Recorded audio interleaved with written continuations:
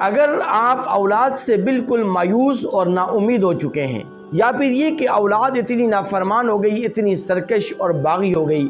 کہ اب آپ اولاد کی اطاعت گزاری سے 100% مایوسی کا شکار ہیں، لیکن قرآن آپ سے کہتا ہے کہ آپ مایوس مت ہوں، آپ نا امیدی کے اندر مبتلا مت ہوں، بلکہ قرآن مجید فرقان حمید کی 6 پارے کی سورہ مائدہ کی آیت نمبر 17 کی تلاوت کریں۔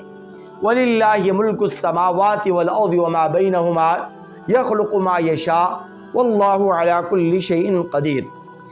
یہ پوری آیت مبارکہ نہیں، آیت مبارکہ کا ایک چھوٹا سا حصہ ہے۔ اس آیت مبارکہ کے اس حصے کو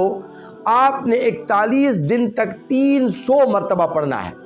300 مرتبہ والدین، ماں باپ، میاں بیوی دونوں اس آیت مبارکہ کے اس حصے کو 41 دن تک 300 مرتبہ پڑھ کر کسی میٹھی چیز کے اوپر دم کریں۔ اب وہ میٹھی چیز گڑ بھی ہو سکتا ہے، شکر بھی ہو سکتی ہے، چینی بھی ہو سکتی ہے، اس کے علاوہ کوئی بھی میٹھی چیز ہے، اس میٹھی چیز پر آپ دم کریں، اور دم کرنے کے بعد پھر اس کے بعد اس میٹھی چیز کو میاں بیوی دونوں آدھا آدھا حصہ کر کے کھائیں۔ آدھا حصہ بیوی کھائے، آدھا حصہ شوہر کھائے، ماں باپ میں سے دونوں